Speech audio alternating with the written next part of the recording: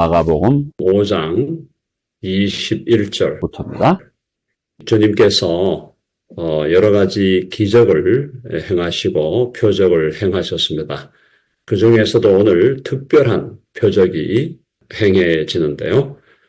야이로의 딸과 예수의 옷에 손을 댄 여자입니다. 21절 보시면 예수께서 배를 타시고 다시 맞은편으로 건너가시니 큰 무리가 그에게로 모이거늘 이에 바닷가에 계시더니. 네, 지금 주님께서 갈릴리 바다를 사실은 이편과 저편으로 왔다 갔다 하시는 걸 보게 됩니다. 계속해서 큰 무리가 예수님께로 모입니다. 지금 큰 무리, 제가 말씀드린 대로 몇천 명의 큰 무리, 심지어는 몇만 명의 큰 무리입니다. 그 중에 22절에 보니까 회당장 중에 하나인 야이로라 하는 이가 와서 예수를 보고 발 아래 엎드려. 회당장이라는 것은 이 유대인 중에 지도자입니다. 회당이라는 것은 그 당시 유대인들이 함께 모여서 예배를 드리고 또 거기서 하나님의 말씀을 가르치고 또 거기서 어린 아이들을 교육하고, 자, 유대인의 공동체에 있어서 이 회당이라는 것은 엄청난 존재죠. 그래서 이 회당의 장이다라고 하는 것은 사실 오늘날로 말하면 이 커뮤니티의 전체를 대표하는 사람이다라고 말할 수 있습니다. 그러니까 이 시대에 지금 회당의 장으로서 유대인의 공동체를 이끌고 있는 그 장, 야이로라는 사람이거든요. 그러니까 이 사람의 지금 딸이 지금 죽게 된 겁니다. 그러면 이 유대인들의 커뮤니티 공동체의 대표인 사람이, 자, 오죽하면은 예수께로 왔겠습니까? 자, 이 상황을 굉장히 절망적인 상황이다라고 우리가 인식을 해야 되겠죠. 유대인들 중에서 예수 그리스도에 대해서 비난하고 비판하고 예수님을 잡아 죽이려고 하는 사람들이 이미 상당히 많았던 상황입니다. 이런 상황에서 회당장, 유대인들의 지도자라고 하는 사람이 예수님께로 찾아온다는 것은 이거는 절망적 상황이 아니면 불가능한 얘기였다. 정말 이 야이로가 자기 딸이 지금 죽어가는 상황을 보고 너무너무 힘들어했기 때문에 이제는 뭐라도 잡으려고 하는 겁니까? 지푸라기라도 잡으려고 하는 심정으로 예수님께로 온 것입니다. 자, 이 회당장이 지금 예수님께로 왔다는 것의 그 절망적 상황을 우리가 다시 한번 깊이 이해할 필요가 있습니다. 자, 22절 다시 보면은 회당장 중에 하나인 야이로라 하는 이가 와서 예수를 보고 발 아래 엎드렸습니다. 자, 지금 이게 유대인의 지도자라고 하면은 지금 예수님을 잡아 죽여도 지금 사실은 가하다 할 정도인데 지금 예수님의 발 앞에 엎드렸다는 거예요. 완전히 무릎을 꿇었다는 거거든요. 여기서 엎드렸다는 것은 완전히 지금 온 몸을 다 구부려서 모든 자세를 낮춰서 정말 그야말로 어떤 심정입니까? 거지의 심정이죠. 거지의 심정으로 예수님 앞에 나와서 모든 무릎을 꿇고 그 예수님의 발 아래 엎드렸다라는 겁니다. 자, 그러면서 지금 23절 보니까 간곡히 구하여 이르되, 이거 완전히 간청하는 거거든요. 정말 간절히 구하는 겁니다. 애절하게 구하는 거예요. 정말 지금 이 상황은 아주 애절한 상황. 그야말로 예수님 앞에 와서 엎드려서 애절하는 상황. 자, 여기서 이제 우리가 야이로가 딸이 죽게 되었으니까 이렇게 애절하게 예수님께 왔구나. 이런 식의 이제 객관적인 해석은 분명히 해석이 가능하지만 이걸 우리에게 적용한다면 우리 자신들도 주님 앞에 이런 자세를 유지해야 된다라는 것입니다. 사실 우리가 예수님과의 관계에서 굉장히 좀 편안하게, 주님과 좀 편안하게 이렇게 대하는 그런 분위기이지만은 사실 우리의 마음 자세는 간절하게 주님 앞에 다가가는, 간곡하게 주님을 찾는 이런 자세가 우리에게 필요하다라는 거죠. 자, 그래서 간곡히 구하여 이르되 내 어린 딸이 죽게 되었사오니 오셔서 그 위에 손을 얹으사 그로 구원을 받아 살게 하소서. 손을 얹었다는 거죠. 안수하셔서 우리 어린 딸을 구원하여 주시고 치유하여 주시옵소서. 이렇게 야이로의 상황을 먼저 그렸습니다. 근데 지금 주님께서 이제 야이로의 집으로 가는 도중이에요. 가는 도상에서 어떤 여인을 만나게 됩니다. 24절 보면 이에 그와 함께 가실새 큰 무리가 따라가며 애워싸 밀더라. 이게 지금 큰 무리, 아까도 말씀드렸지만은 뭐 1, 200명, 2, 300명 이런 정도가 아니라 그랬습니다. 지금 수천 명이 따라다니는 겁니다. 자, 그러니까 큰 무리가 따라가며 애워싸 밀더라. 막 이리 밀고 저리 밀고 이렇게 막 하는 그런 상황이에요. 여러분이 영화를 보거나 드라마를 보면 예수님에 대한 영화나 드라마를 보면 예수님 주위에서 막 사람들이 예수님을 막 끌고 밀고 하는 이런 상황을 우리가 보게 되는데요. 그런 상황에서 누가 따라왔습니까?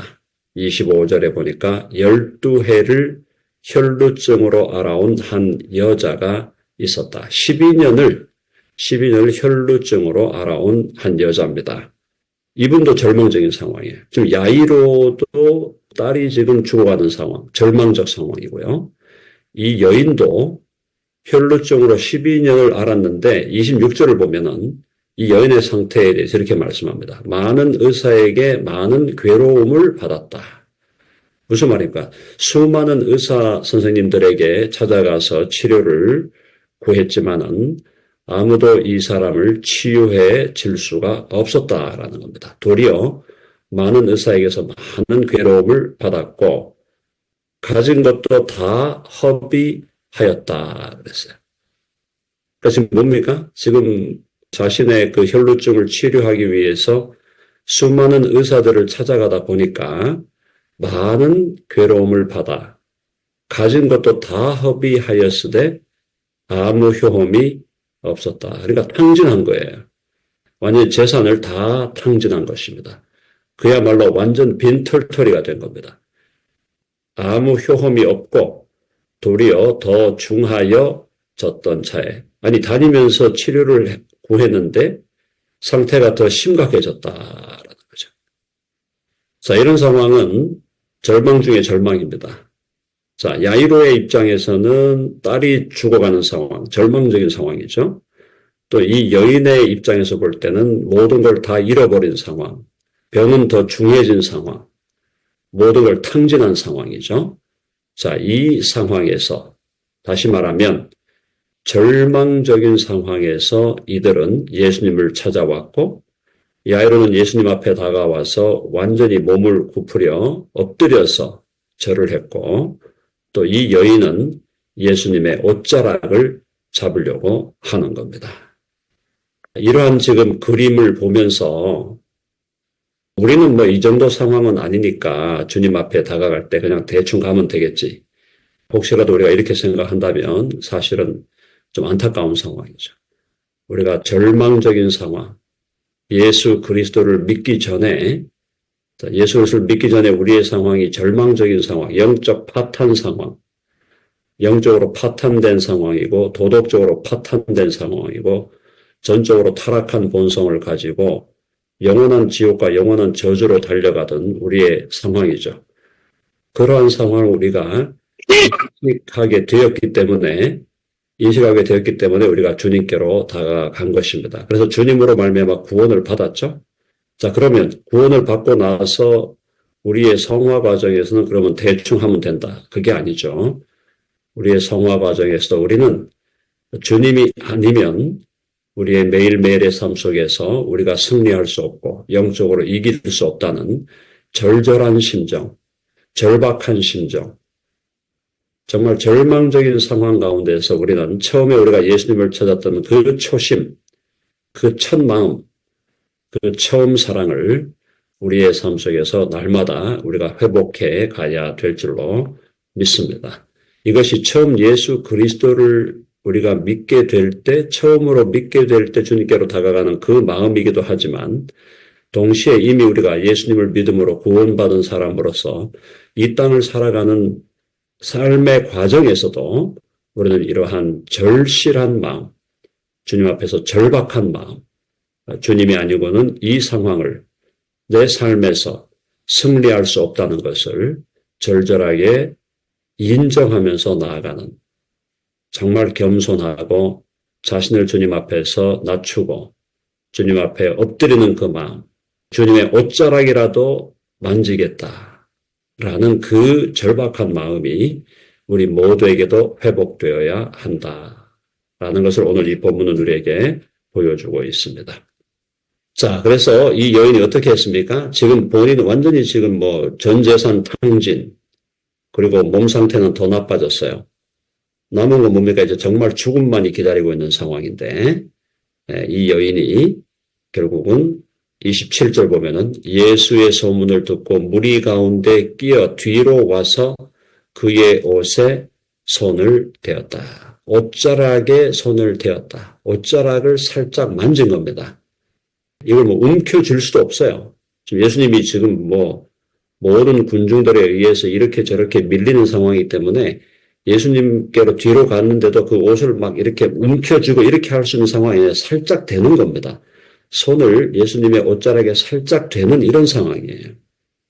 자, 이 상황에서 그가 어떤 믿음을 갖고 있으나 28절 이는 내가 그의 옷에만 손을 대어도 구원을 받으리라 생각함일러라.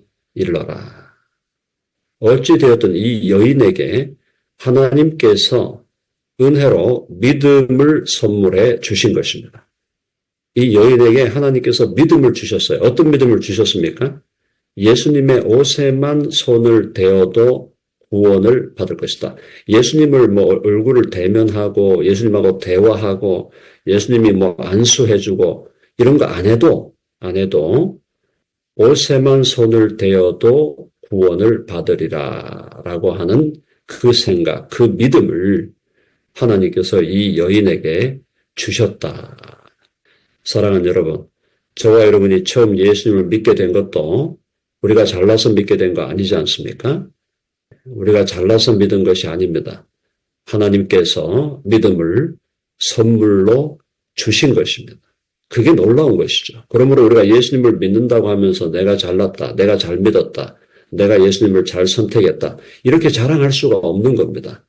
왜냐하면 예수님이 우리에게 당신을 인식하고 믿을 수 있는 그 믿음을 주시지 않았다면 우리는 어느 누구도 예수님을 찾아갈 사람들이 아니기 때문이에요. 그러나 놀랍게도 주님은 우리에게 은혜를 베푸시고 우리는 잘난 것 하나 없고 못난 것밖에 없는 인간이었지만 주님께서 우리에게 믿음을 주시는 주님의 은혜로운 선물로 우리를 구원하시기를 기뻐하셨다. 자, 저는 이 28절에 나오는 이 여인의 이 믿음이 정말 엄청난 믿음이라고 생각합니다. 이는 내가 그의 옷에만 손을 대어도 구원을 받으리라.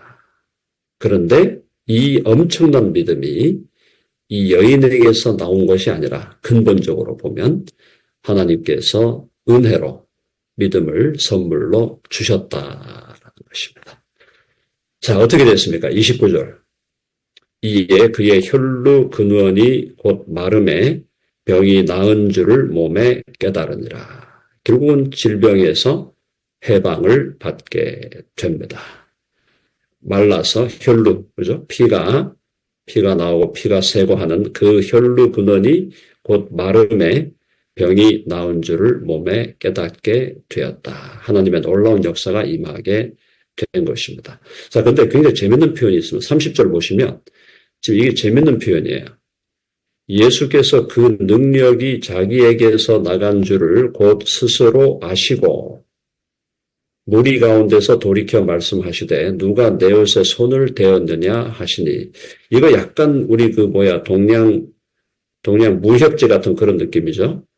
자, 예수께서 그 능력이 자기에게서 나갔다.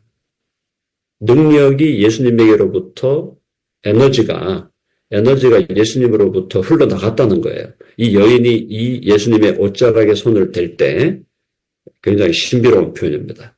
그 능력이 자기에게서 나간 줄을 곧 스스로 아시고 무리 가운데서 돌이켜 말씀하시되 누가 내 옷에 손을 대었느냐 하시니. 그런데 이걸 지금 30절에서 이렇게 마치 어떤 그 영적인 에너지가 예수님으로부터 밖으로 이렇게 배출되는 것처럼 이렇게 표현했는데 사실은 결국 뭡니까? 어떤 여인이 믿음을 가지고 당신에게로 다가와서 당신의 옷에 손을 대었다는 것. 그 자체에 대해서 주님께서 재미있는 표현을 하신 것이죠. 나에게서 내 몸에서 에너지가 나갔다. 이런 표현을 쓰셨어요. 그런 표현을 쓰시면서 누가 내게 손을 대었느냐. 자, 이렇게 물으시니까 제자들은 그 말을 들었을 때 예수님을 뭐 이리 밀치고 저리 밀치고 온갖 상황으로 지금 이 복잡한 상황에서 예수님이 그런 질문을 하니까 제자들 입장에서는 그게 이해가 안 되는 거죠. 자, 보면, 자, 제자들이 여짜오되 무리가 애워싸 미는 것을 보시며 누가 내게 손을 대었느냐 물으시나이까 하되 예수님, 지금 누구라도 예수님께 손을 댔을 겁니다. 그 사람이 누군지 우리는 알 수도 없고 지금 뭐 어떤 사람은 예수님 막 등을 밀은 사람도 있을 거고 또 막 이렇게 저렇게 했을 텐데 우리가 어찌 알겠습니까? 그렇게 제자들이 예수님께 답을 하니까 32절 예수께서 이 일 행한 여자를 보려고 둘러보시니 예수님이 진짜로 몰랐겠습니까? 예수님이 진짜로 모르면서 이런 질문을 하셨겠어요? 다 알고 있으면서도 이 상황을 하나님께서 지금 컨트롤하고 지배하고 통치하시고 하나님께서 이 상황을 지금 만들어 가신다는 것을 보여주기 위해서 이런저런 질문을 하면서 상황극을 펼치시는 것이죠. 어떤 여인이 와가지고 예수님 옷에다 손을 대었다. 그 사람이 누군지를 예수님이 모르실 리가 없죠. 이미 다 알고 계시죠. 알고 계시지만은 이 상황을 컨트롤하고 이 상황을 지배하고 이 상황을 이렇게 이끌어가는 분이 하나님이시고 또 그렇게 인도하시는 분이 바로 주님이신 것을 주님 자신인 것을 우리에게 알려주기 위해서 이러한 질문을 하고 답을 구하는 이런 형식을 주님은 취하고 있는 것입니다. 자, 예수께서 이 일을 행한 여자를 보려고 둘러보시니 33절 여자가 자기에게 이루어진 일을 알고 두려워하여 떨며 와서 그 앞에 엎드려 모든 사실을 여쭈게 되는 것입니다. 자, 여자가 자기에게 이루어진 지금 뭐 재산 탕진했습니다. 본인 병은 지금 계속 중하여져 가고 얼마 후에 죽을 것 같은 그런 상황. 이 상황에서 예수 그리스도의 옷자락만 살짝 잡아도 내가 병이 낫겠다라는 그 믿음으로 와서 당신의 옷자락에 손을 대었나이다. 그래서 여자가 자기에게 이루어진 일을 알고 두려워하여 떨며 와서 그 앞에 이것도 엎드렸잖아요. 엎드려 모든 사실을 여쭌다. 자, 이 엎드렸다는 것은 사실 아까 앞에서 야이로의 상황에서 말씀을 드렸지만 엎드린다는 것은 뭐를 의미하는 겁니까? 왕권을 인정한다는 거죠. 주권을 인정한다는 겁니다. 바로 예수님의 왕권, 예수님의 주권, 예수님의 절대자 되심을 인정하고 그분의 전능하심을 인정하고 나의 무능력을 인정하고 내가 할 수 없음을 인정하고 예수님 앞에 나와서 주님만이 하실 수 있다는 것을 인정하면서 나아가는 겸손한 마음입니다. 이 여인의 마음이 우리 모두에게도 회복되어야 할 것입니다. 그래서 예수님이 이제 이 믿음을 칭찬합니다. 34절 예수께서 이르시되 딸아 내 믿음이 너를 구원하였으니 평안히 가라. 내 병에서 놓여 건강할지어다. 자, 여기서 지금 이렇게 예수님이요. 이렇게 얘기하지 않고 이렇게 얘기할 수 있어요. 자, 내가 너를 긍휼히 여겼으니 이제 죄사함을 받고 너는 치유를 받아라. 이렇게 말씀하시거나 아니면은 내가 내 실력으로 내 능력으로 네 병을 고쳐주리라. 이렇게도 말씀할 수 있는 거예요. 그래, 잘했다. 네가 나를 잘 찾아왔다. 네가 나를 잘 찾아왔기 때문에 내가 너를 구원했다. 뭐 이런 식으로 여러 가지 다른 표현을 할 수가 있는데 지금 예수님 여기서 뭐라고 그러냐면은 내 믿음이 너를 구원하였다. 자, 이걸 언뜻 들으면은 이 여인의 믿음을 칭찬하는 거잖아요. 너의 믿음이 너를 구원했다. 너의 그 믿음이 나를 믿는 그 믿음이 너를 구원하였다. 근데 이걸 근원적으로 밀고 들어가 보면은 이 여인이 믿게 된 것도 사실은 따지고 보면은 우리 하나님께서 이 여인에게 믿을 마음을 주시고 믿을 생각을 주신 거거든요. 그러니까 믿을 마음을 주셨고 믿을 생각을 주셨는데도 예수님이 뭐라 그랬어요? 내가 너에게 믿을 마음을 줬고 믿을 생각을 줬으니까 이렇게 된 거다. 이렇게 말씀하시지 않고 내 믿음이 너를 구원하였다. 자, 결과적으로 하나님이 다 하셨는데 주님이 다 하신 거예요. 이 여인에게 예수님의 옷자락만 붙들면은 내가 낫겠다라고 하는 그 믿음이 이 여인의 실력에게서 나온 게 아니라고요. 그 믿음이 사실은 하나님이 근원적으로 역사하셔서 그 믿음을 갖게 하셨는데도 이 여인의 믿음을 주님은 칭찬하면서 내 믿음이 너를 구원하였으니 평안히 가라. 네 병에서 놓여 건강할지어다. 자, 이게 놀라운 은혜입니다. 자, 여러분, 하나님께서 우리에게 나중에 천국에 갔을 때 참 잘하였도다. 착하고 신실한 종아 참으로 잘하였도다라고 우리에게 칭찬하실 거예요. 분명히 면류관을 주시면서 우리에게 상급을 주시면서 야, 너 참 잘했다. 성욱이 너 그동안 수고했다. 고생했지. 이렇게 저렇게 뛰어다니느라고 수고했지. 이렇게 하면서 상을 주실 거예요. 근데 주님께서 그 상을 주시는 것은 사실은 결국 뭡니까? 그렇게 우리가 하나님을 섬기고 그렇게 하나님을 위해서 일할 수 있었던 것이 우리의 실력과 우리의 능력으로 된 게 아니잖아요. 하나님이 그렇게 이끌어 주시고 그런 여건을 만들어 주고 그런 상황을 만들어 주고 그런 시간과 그런 기회들을 주셨기 때문에 내가 하나님을 섬기게 된 것이거든요. 따지고 들어가면 모든 것이 하나님의 은혜인데 바울이 그러지 않습니까? 나의 나 된 것은 다 하나님의 은혜라. 모든 것이 다 하나님의 은혜인데 그렇게 섬겼던 우리들, 그렇게 하나님의 은혜와 하나님의 능력으로 섬겼던 우리들에게 하나님이 너 잘했어, 너 수고했어, 너 고생했지. 이렇게 우리를 칭찬하시는 것은 당신의 은혜를 우리에게 주시고 또 그 은혜에 대해서 내가 너에게 은혜를 베풀었기 때문에 잘된 거야, 이놈아. 이렇게 말씀하는 게 아니고 우리에게 은혜를 주시면서 그 은혜를 따라 우리가 살아간 것에 대해서 주님은 칭찬하시고 우리를 위로하시고 우리를 격려해 주신다. 은혜의 신비입니다. 은혜의 신비. 우리 자신의 어떠함에 맡겨두면 결코 우리는 주님을 찾지 않는다. 그렇기 때문에 우리 주님께서 은혜를 주셔서 당신을 찾게 하시고 또 은혜를 주신 다음에 당신을 찾게 하신 그 이후에 우리가 당신을 찾아서 주님을 위하여 섬기고 희생하고 봉사한 것을 주님은 그것을 칭찬하시면서 우리를 존귀하게 높여주시는 그런 위대한 주님이시다라는 겁니다. 35절 끝까지 가겠습니다. 아직 예수께서 말씀하실 때 회당장의 집에서 사람들이 왔습니다. 회당장에게 이르되 당신의 딸이 죽었나이다. 죽어버렸어요. 가는 길에 죽어버렸어요. 어찌하여 선생을 더 괴롭게 하나이까. 그냥 놔주십시오. 예수님 이제 모시고 가봤자 아기는 죽었습니다. 예수께서 그 하는 말을 곁에서 들으시고 회당장에게 이르시되 두려워하지 말고 믿기만 하라. 그러면서 죽은 게 아니라 그러죠. 나중에 뭐라 그러냐면 37절 베드로와 야고보의 형제 요한 외에 아무도 따라옴을 허락하지 아니하시고 세 사람 데리고 갑니다. 회당장의 집에 함께 가사 떠드는 것과 사람들이 울며 심히 통곡함을 보시고 유대인들의 이 장례식은 막 통곡하잖아요. 들어가서 그들에게 이르시되 39절 너희가 어찌하여 떠들며 우느냐 이 아이가 죽은 것이 아니라 잔다 하시니 이 아이가 지금 죽은 게 아니다. 이 잔다는 것은 휴식하고 있다 이 말이죠. 휴식하고 있다, 쉬고 있다라고 하시면서 결국은 당신이 다시 살려내실 것을 지금 말씀하십니다. 그렇게 얘기하니까 그들이 비웃더라. 얘 죽었는데?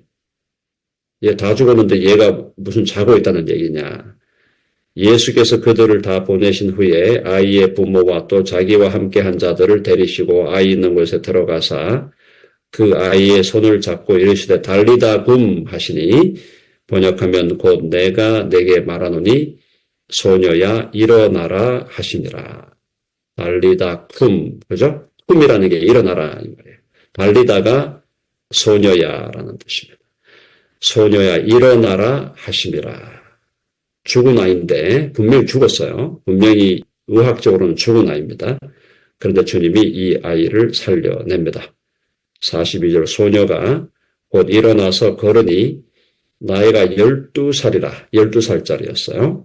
사람들이 곧 크게 놀라고 놀라거늘 죽은 아이를 살려내신 것입니다.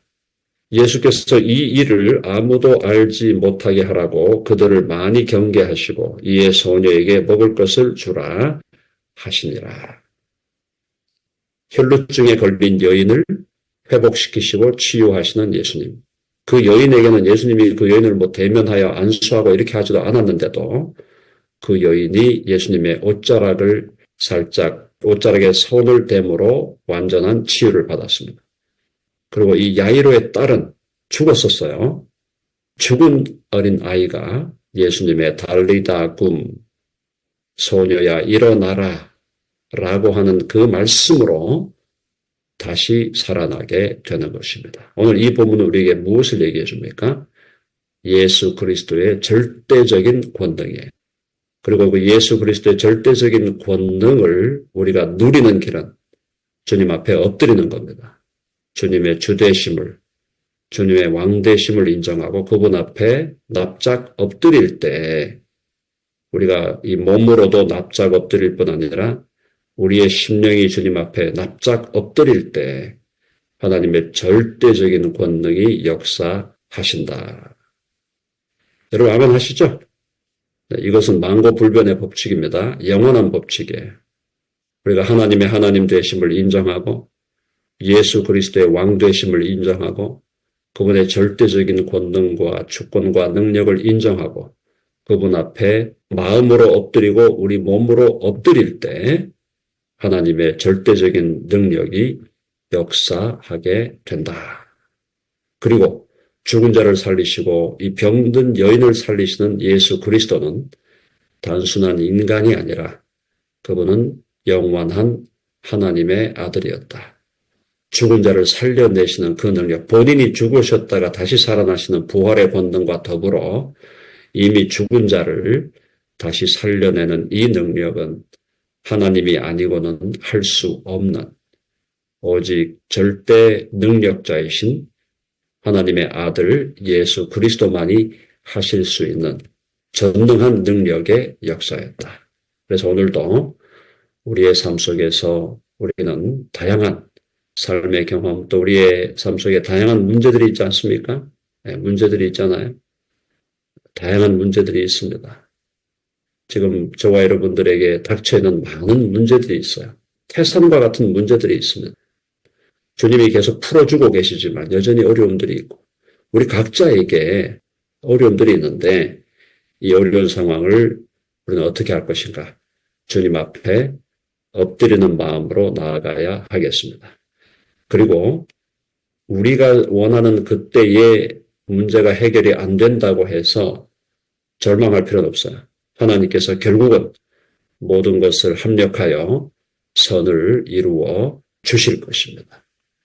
우리는 이것을 절대적으로 신뢰하는 마음으로 우리의 삶이 이렇게 저렇게 흘러가기를 바라지만은 우리의 생각대로 우리의 의지대로 우리의 소원대로 되지 않는 것이 인생이고 주님은 또 때때로 우리의 소원대로 소원을 들어주시기도 하시지만은 때로는 우리의 소원이 이때 이루어져야 되는데 그때 안 이루어지게도 하신다는 거예요. 그렇게 하시는 이유가 무엇인가? 하나님의 능력, 하나님의 절대적인 주권 앞에서 우리가 가져야 될 겸손한 자세를 유지하는 것이 너무나 필요하다. 야이로의 심정, 혈루증 걸린 이 여인의 심정을 우리 주님께서 우리 모두에게 회복해 주시기를 간절히 바랍니다. 자, 아멘 하시죠? 네, 기도하십시다.